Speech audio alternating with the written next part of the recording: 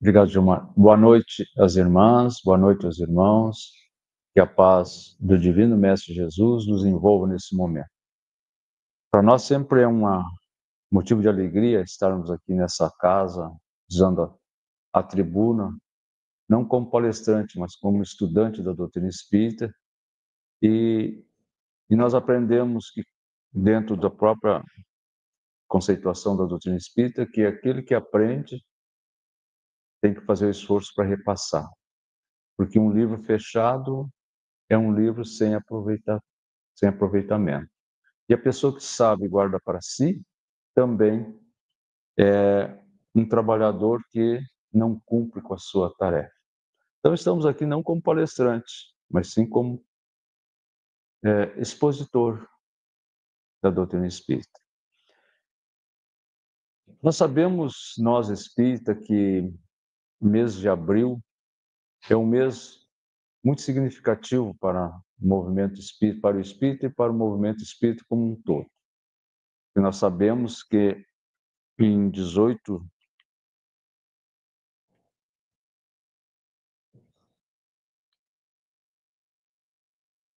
de abril de 1857, Allan Kardec lançava o Livro dos Espíritos, lá na França, a obra angular do Espiritismo.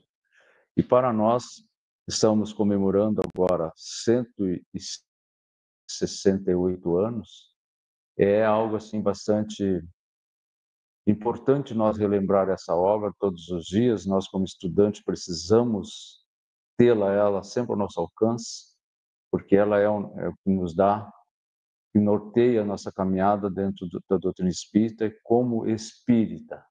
Porque aquele que se diz espírita, não conhecendo as obras básicas da doutrina espírita, ele se torna um pseudo-espírita. Porque para nós sermos espírita, na conceituação de conhecimento, precisamos conhecer as obras básicas e se inicia pelo Livro dos Espíritos.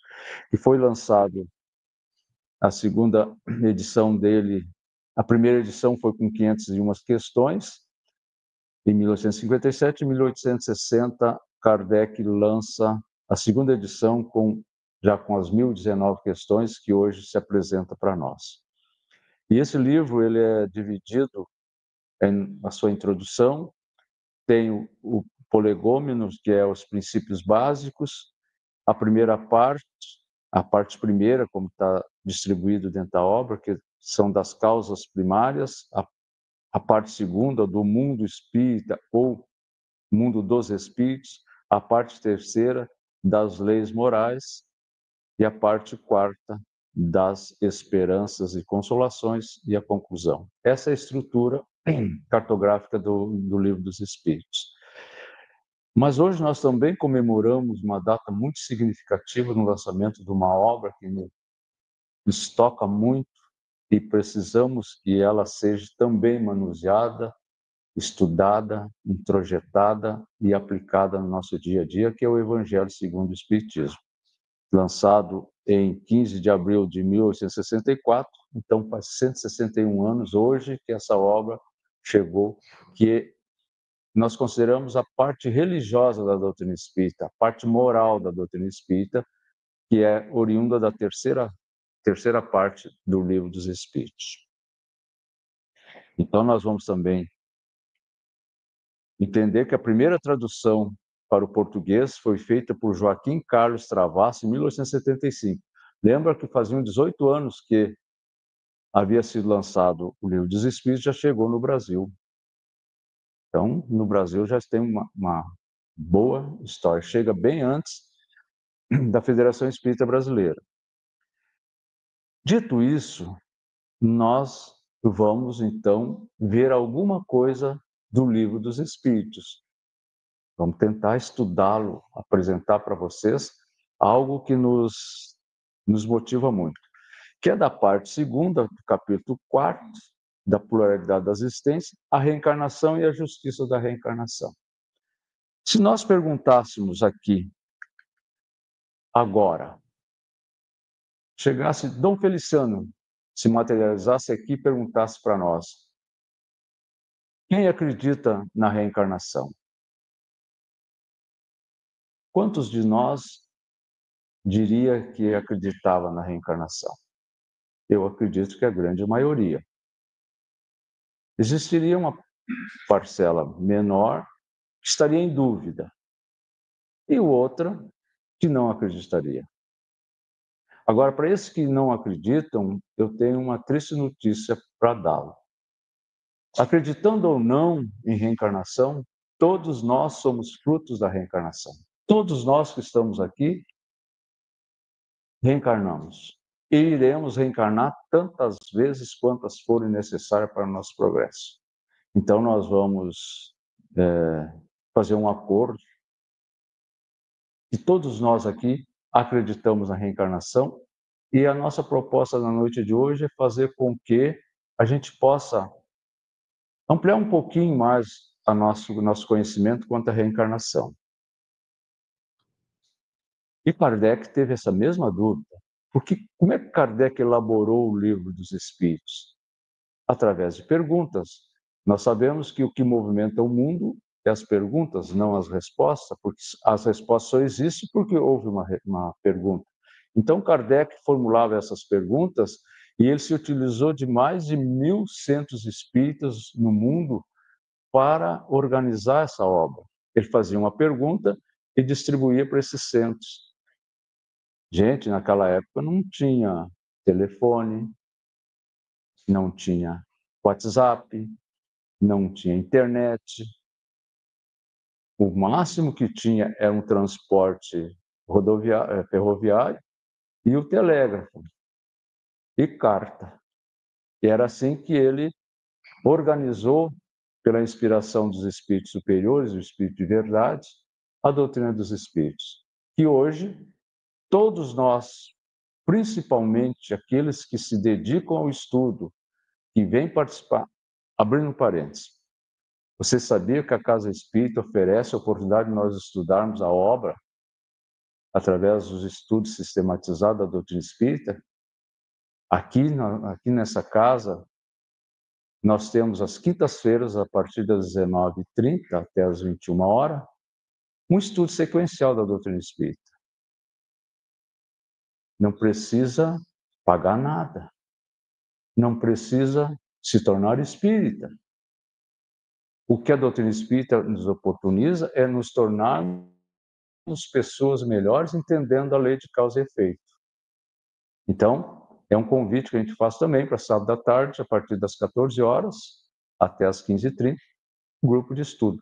Tenho absoluta certeza que serão recebidos com muito carinho, com muita atenção para cada um de vocês que chegarem aqui na Casa Espírita. Então, nós vamos tentar entender um pouquinho da reencarnação.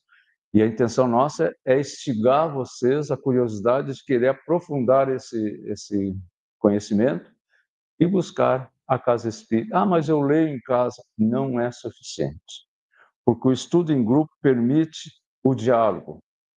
Aquele pouco que eu sei, associado ao pouco que o Gilmar sabe, associado ao pouco que o Arci sabe, nos dá a oportunidade de nós construir uma ideia mais lógica. Vocês não concordam? Né? Então, o estudo sistematizado da doutrina espírita, dentro de um ambiente agradável, com uma equipe espiritual assessorando todos nós, vai fazer nós crescer e entender por que nós temos que renovarmos em comportamento. Então, a reencarnação, segundo o Espiritismo, ou a pluralidade de existência, é um dos princípios básicos da doutrina espírita.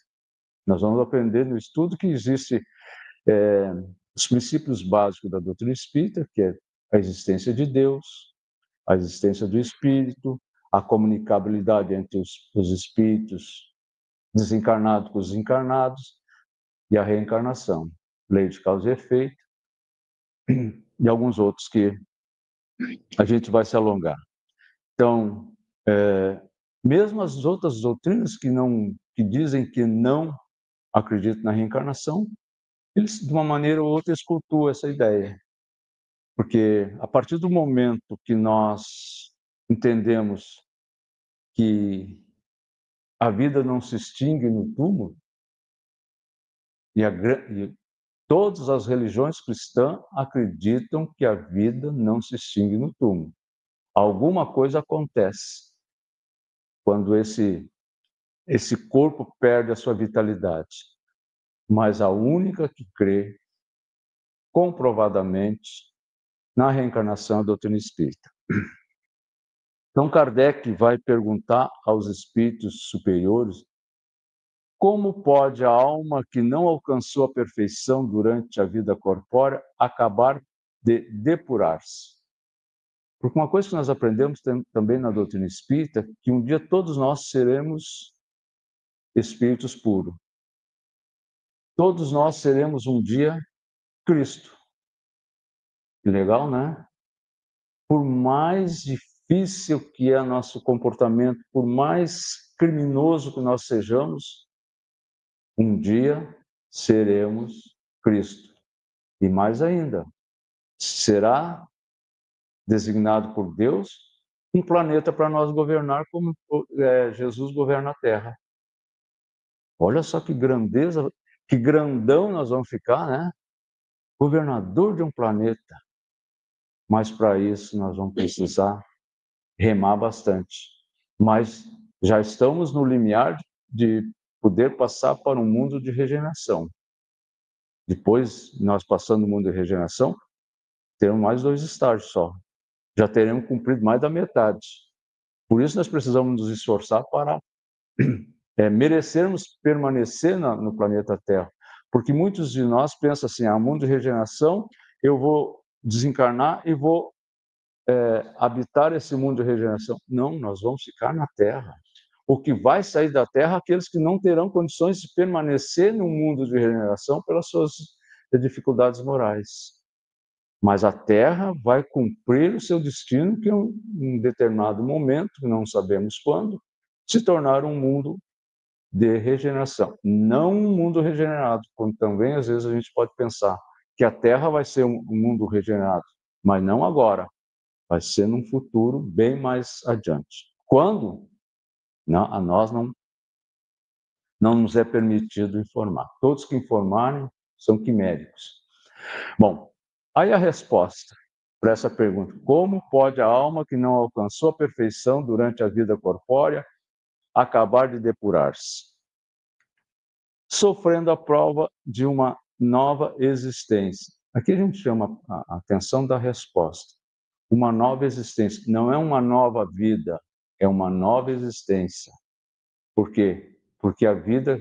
Quantas vidas nós temos? Uma. Legal, né? Não temos mais. O que nós temos são várias existências no planeta Terra ou em outros planetas. A gente não sabe se não somos oriundos de um outro planeta.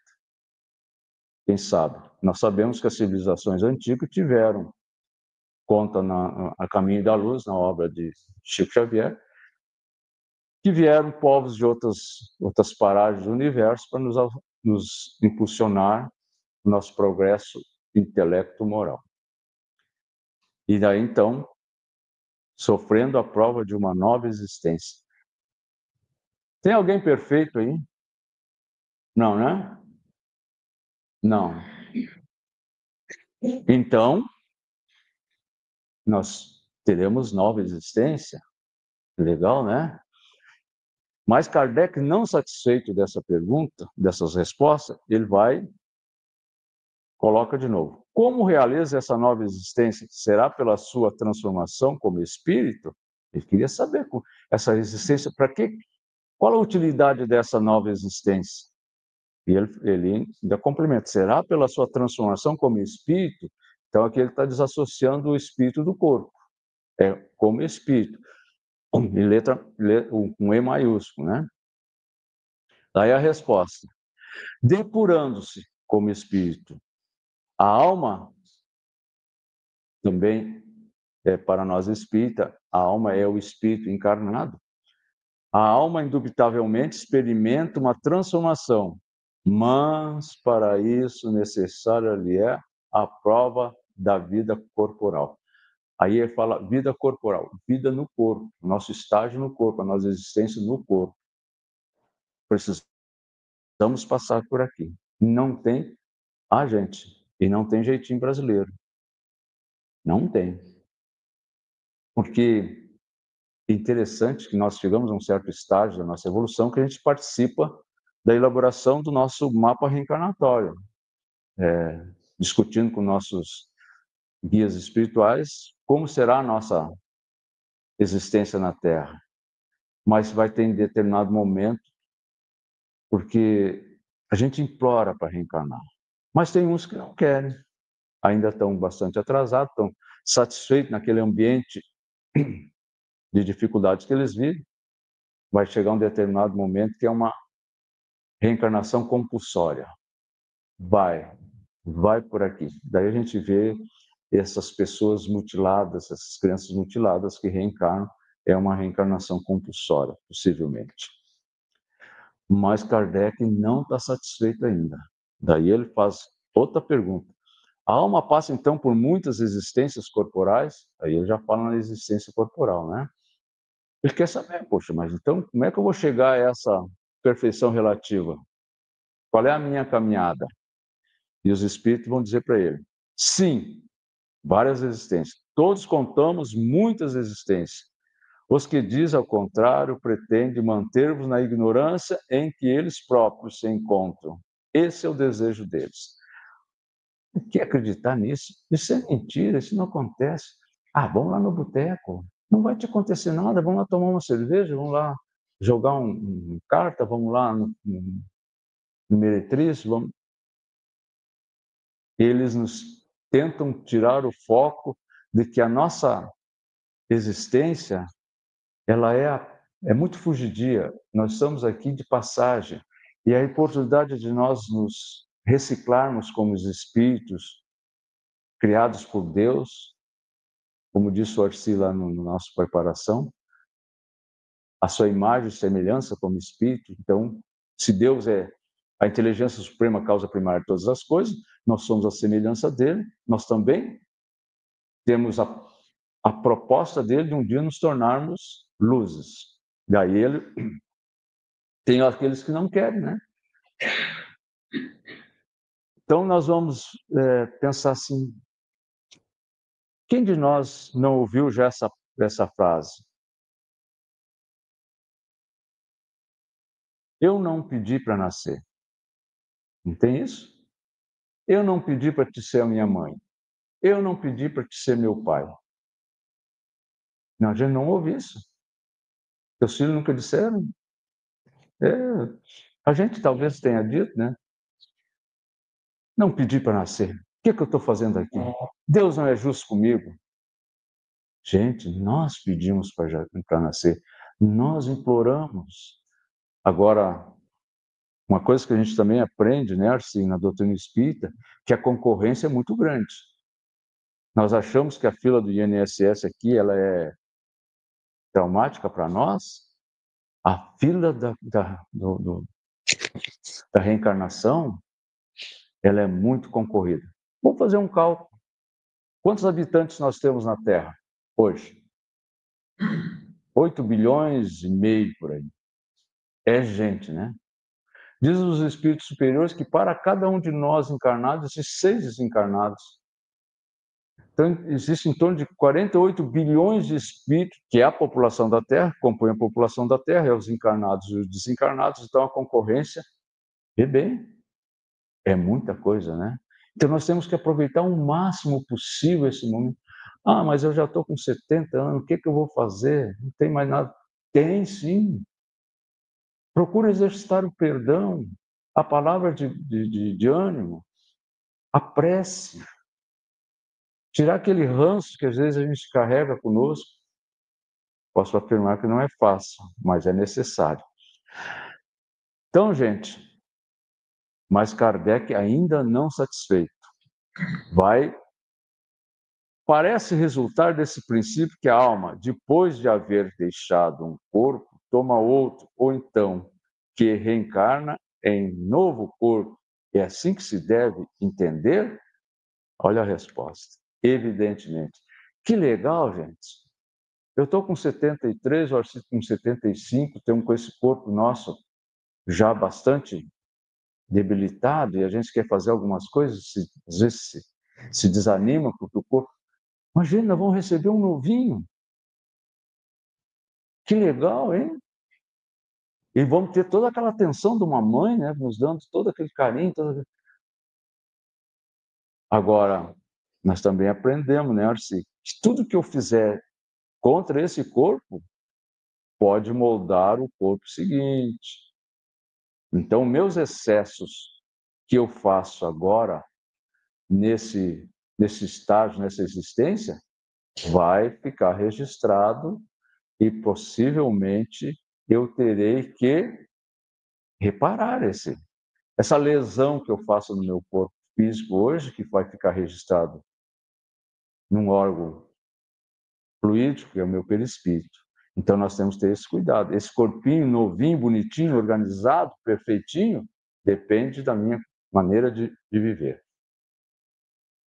Mas Kardec, passando por essas questões, ele vai lá na questão 167 do Livro dos Espíritos e vai dizer assim: qual então o objetivo da reencarnação? O que é reencarnar então? Os espíritos, sabiamente, vão responder expiação. O que é expiação? É espiar pelo buraco da fechadura? Não.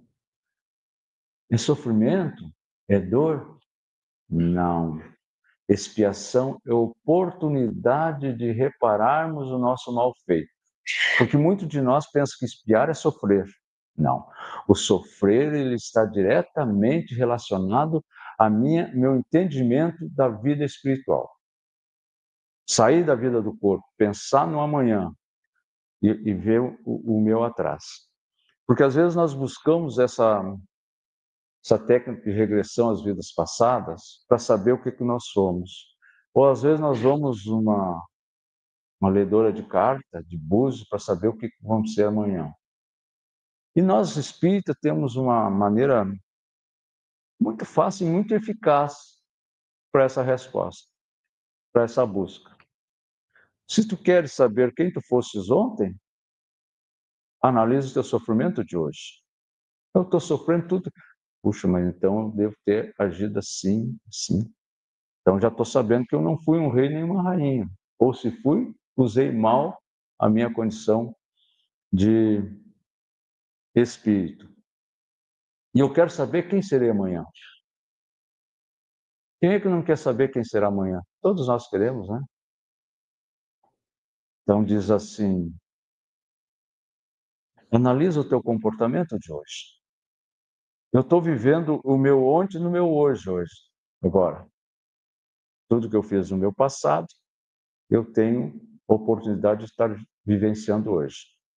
E vivenciarei o meu amanhã da maneira que eu estou vivendo hoje. Então, qual é a senha da felicidade, Arci? Caridade. Lá em 1857, Kardec já falou em senha. E hoje nós não vivemos sem a senha, né? Então, a senha para nós atingirmos a felicidade, ter o nosso amanhã melhor do que nós estamos vivendo hoje, é a prática da caridade. E a caridade, como entendia Jesus, benevolência para com todos, indulgência pelos erros alheios e perdão das ofensas. Fazendo esses três, facilzinho, né? Só 3 itens. Que uma hora o Arci faz uma palestra sobre esse tema que nos empolga. E uma pergunta que também sobre a reencarnação: se nós reencarnamos sempre na mesma família, a possibilidade é grande. Dificilmente nós não convivemos já com esses nossos amorzinhos agora, né? Esses nossos filhos problemas, esse marido xarope, essa esposa encrenqueira, essa sogra que não me dá... Interessante que nós nos organizamos, às vezes, nossa programação espiritual de reencarnar, uma família toda organizada, mas lá está previsto, ó, em determinado momento, vai dar uma conturbação nessa família. A gente tem um casal de filhos, todos estudiosos, exemplo de filhos. Daqui um pouco, desce de paraquedas uma nora ou um genro e desestrutura tudo. Porque não vem só a nora e o genro, né? Com a nora vem a parte dela. O genro traz a parte dela. Nós temos a nossa parte. Aí começa a sair faísca, dá atrito. Mas por que então? Porque nós temos uma situação a resolver com essa nora, esse clã da nora ou do genro. Então, para nós é uma oportunidade de reconciliação. E às vezes nós queremos culpar Deus, mas por que essa nora? O que eu fiz para ter essa nora, esse genro, essa sogra? Eu quero saber, é só olhar a relação. Ah, provavelmente eu fui muito mal com essa sogra, com esse genro, e agora é a oportunidade. Então, o que eu tenho que fazer? O terceiro item, nós vimos, né, da caridade como entendia Jesus. Qual é que era? Benevolência, indulgência e perdão. É fácil perdoar, gente? O que é mais fácil? Pedir perdão ou perdoar? Hum? Acho que é mais fácil? É? O que vocês acham? Eu não tenho a resposta, viu? Então, porque perdoar, quando eu vou pedir perdão, eu tenho que descer do meu orgulho, né? Ah, eu vou ter que ir lá pedir perdão. Daí eu vou bem quietinho, me perdoa, para ninguém ouvir que o Flávio se humilhou para ir lá pedir perdão para o Arci. Eu fiquei uns 10, 15 dias cozinhando esse, será que eu vou? Será que eu não vou? Será que eu vou? E perdoar. Não perdoe. Até posso te perdoar, tá, cara? Mas não quero te ver mais na minha frente. Há perdão? Com certeza que não, né? Então é muito difícil a gente dizer, não, pedir perdão é mais fácil que perdoar. Depende da circunstância. Depende da circunstância. Mas é necessário que nós desenvolvemos no nosso dia a dia exercitando o perdão. Triste daqueles que dizem assim, não, eu não perdoo. Ah, me fez? Triste deles. O sofrimento está sendo construído quando eu digo isso. Ah, mas eu digo de boca para fora. O que Jesus disse?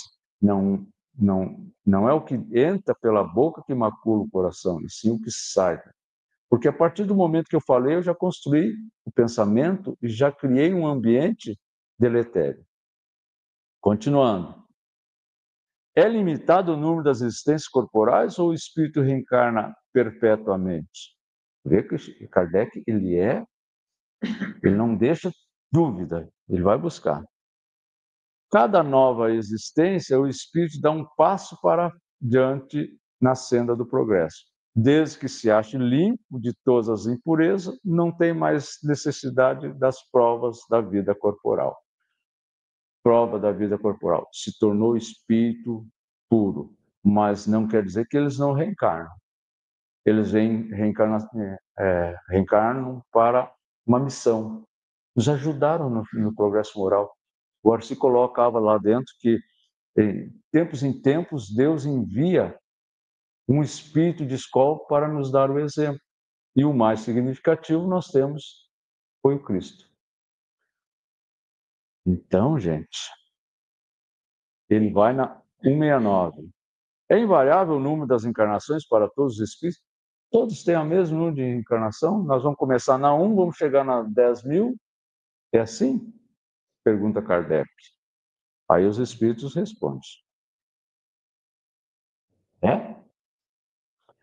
Não. Aquele que caminha mais depressa, em muitas provas se forra. Há muitas provas se forra. Aquele que procura cumprir, usando a inteligência que nós vimos lá no nosso preparação, usando a inteligência nossa para o bem e não para o mal, muitas provas se formam. Todavia, as encarnações sucessivas são sempre muito numerosas, porquanto o progresso é quase infinito. E a 170, ele vai dizer: o que fica sendo o espírito depois da sua última encarnação? Vamos imaginar que nós estivéssemos na última encarnação. O que nós nos tornaríamos após? O que vocês imaginam que vai acontecer para nós quando chegarmos na última encarnação? Vamos sumir que nem uma fumacinha? Não. Espírito bem-aventurados, puro espírito, chegamos no final da caminhada. Era as questões de resgate. Voltamos a dizer, nos será dado um planeta para governarmos. E Jesus não sofre por nós? Será que ele está feliz por nós, o nosso comportamento? Ele é um espírito puro. Então, nós vamos assumir essa condição de espírito puro, mas nosso propósito vai ser auxiliar o Criador para que o pecador seja resgatado. Porque Deus não quer extinguir o pecador, e sim dar oportunidade de resgate. Por isso, a doutrina espírita é o consolador prometido. Para concluir, então, nós vamos ver justiça da reencarnação, que é o segmento desse capítulo. Daí nós vamos passar algumas imagens. Cracolândia, em São Paulo. Tá? Por que uns estão ali e outros não estão? Por que um está abandonado e outros estão em palacetes? Por que nasce um todo cheio de defeitos? Nós temos uma família de 5 filhos. Vamos imaginar uma família de 5 filhos. 4 perfeitos. E o quinto nasce todo cheio de problemas. Deus é justo? Deus é bom? Todos nós concordamos que Deus é bom e justo? Então por que nasceu esse cheio de sequelas? Só a reencarnação explica. Porque ele provavelmente atentou contra o seu próprio corpo e agora vem com as suas limitações provocadas por ele numa encarnação passada. Revirando o lixo. A gente se depara com esse quadro e a gente sofre, né?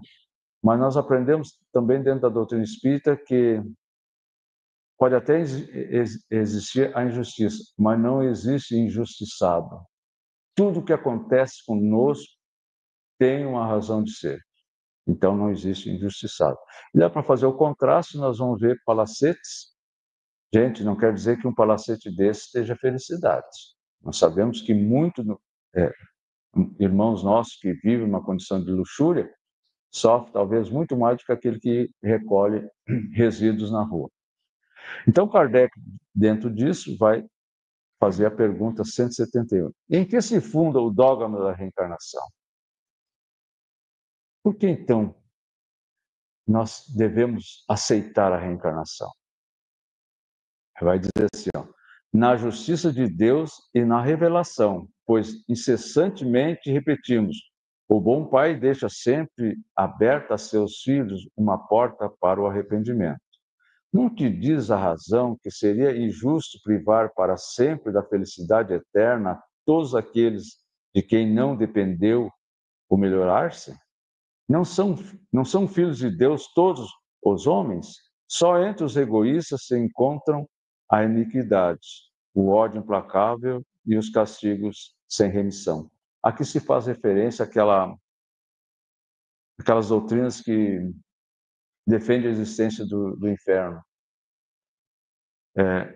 Morreu, passa por um julgamento. Tu foi bom, vai para a minha direita. Tu foi mal, tu vai para a esquerda. Tua direita, tu vai viver o resto dos teus tempos em berços esplêndidos. Tu foi mal, vai permanecer sofrendo pelo resto da tua existência. Que pai bom é esse que quer que o seu filho fique nesse sofrimento eterno, não dá oportunidade. Se até nós, enquanto homens encarnados, queremos dar sempre oportunidade para nossos filhos. Então, a reencarnação é a justiça divina se apresentando para todos nós.